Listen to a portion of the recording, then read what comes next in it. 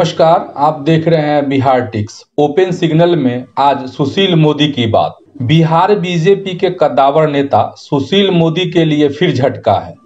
पहले deputy CM की कुर्सी से साइड किए गए और अब केंद्र में मंत्री बनने से भी रह गए। पार्टी में पहले से ही किनारे लगा दिए गए हैं। सुशील मोदी की जगह जीएसटी काउंसिल में भी तारकिशोर प्रसाद को जगह मिल गई। केंद्र में मंत्री बनने से रह गए सुशील मोदी। यह चर्चा बहुत जोरों पर थी कि बिहार के पूर्व उप मुख्यमंत्री सुशील कुमार मोदी को केंद्र में किसी बड़े पद यानी कैबिनेट मंत्री बनाया जा सकता है, लेकिन प्रधानमंत्री नरेंद्र मोदी ने सुशील मोदी को बिल्कुल भी भाव नहीं दिया। बुधवार की सुबह तक लोगों को यह भरोसा था कि केंद्र का सुशील मोदी को जरूर बुलावा आएगा, पर ऐसा नहीं हो सका। ऐसा क्यों हुआ, इसका सटीक जवाब तो मिलना मुश्किल है, लेकिन इतना जरूर कहा जा सकता है कि भाजपा हर चीज से धीरे धीरे सुशील मोदी को बेदखल करती जा रही है। मनमोहन सिंह ने दी थी सुशील मोदी को जगह। साल 2011 में तत्कालीन प्रधानमंत्री मनमोहन सिंह ने तब बिहार के डिप्टी सीएम रहे सुशील कुमार मोदी को जीएसटी के लिए बनी टीम में पहली बार जगह दी थी। राज्यों की अधिकार प्राप्त समिति का अध्यक्ष बनाया था।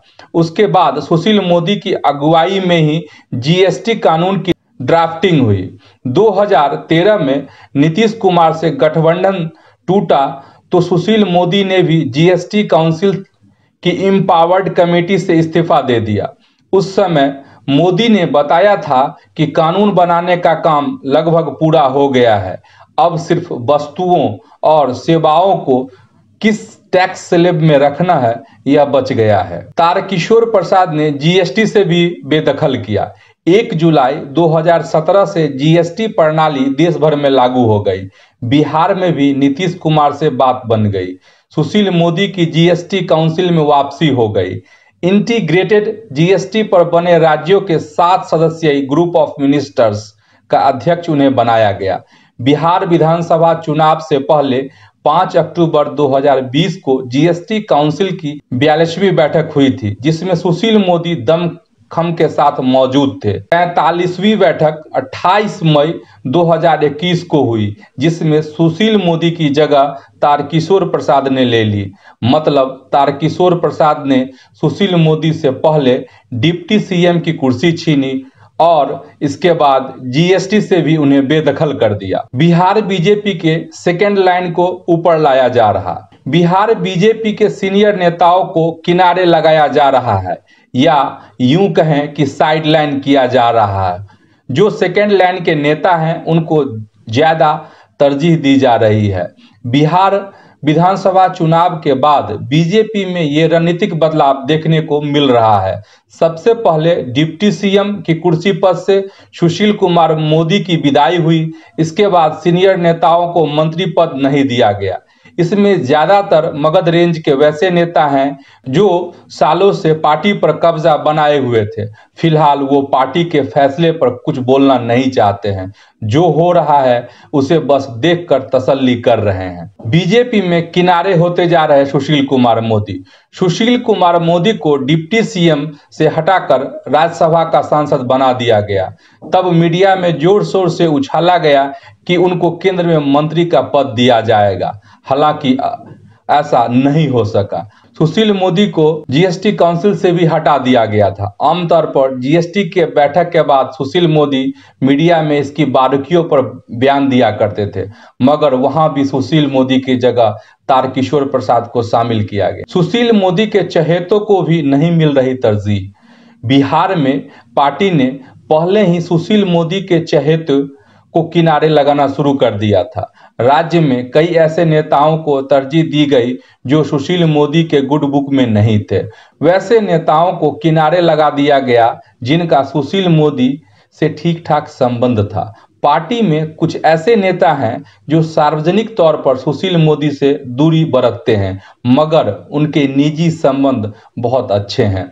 हालांकि सुशील मोदी शुरू से ही पार्टी के आदमी रहे हैं। पार्टी का आदेश उनके लिए सिर आंखों पर होता है। आज जो बिहार में बीजेपी है उसमें सुशील मोदी के योगदान को नकारा नहीं जा सकता। 90 के दशक में सुशील मोदी सभी के लिए सुलभ थे। पटना की सड़कों पर स्कूटर से घूमा करते थे। सत्यनारायण भगवान की कथा में प्रसाद खाने भी पहुंच जाते थे, वो भी बिना किसी तामझाम के। तब सरोकार की बातें थी। अब पार्टी पहले से ज्यादा प्रोफेशनल है। सुशील मोदी भी इस बात को समझ रहे हैं। लालू परिवार के लिए दुश्मन नंबर 1 सुशील मोदी। बिहार में मजबूत सियासी परिवारों में शुमार लालू परिवार के खिलाफ सुशील मोदी मजबूती से खड़े रहे, लड़ते रहे और लड़ाते रहे। आज भी वो लालू परिवार के लिए सबसे बड़ा दुश्मन है। कहा जाता है कि 2015 विधानसभा चुनाव हारने के बाद सुशील मोदी ही वो शख्स थे जिन्होंने प्रेस कॉन्फ्रेंस कर के आरजेडी और जेडीयू के गठबंधन को तोड़वा दिया।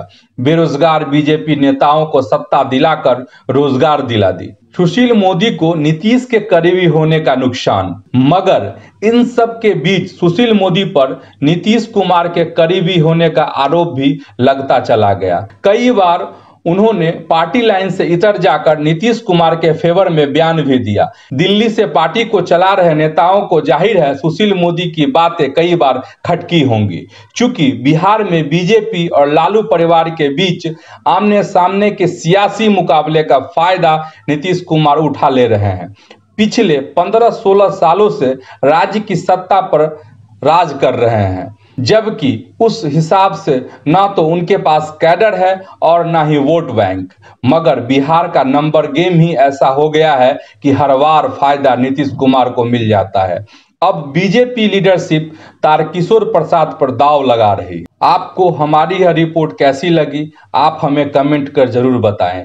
अगर आपने हमारे चैनल बिहार टिक्स को सब्सक्राइब नहीं किया है तो उसे जरूर सब्सक्राइब कर लें। आप हमें फेसबुक, ट्विटर और इंस्टाग्राम पर भी फॉलो कर लें। धन्यवाद।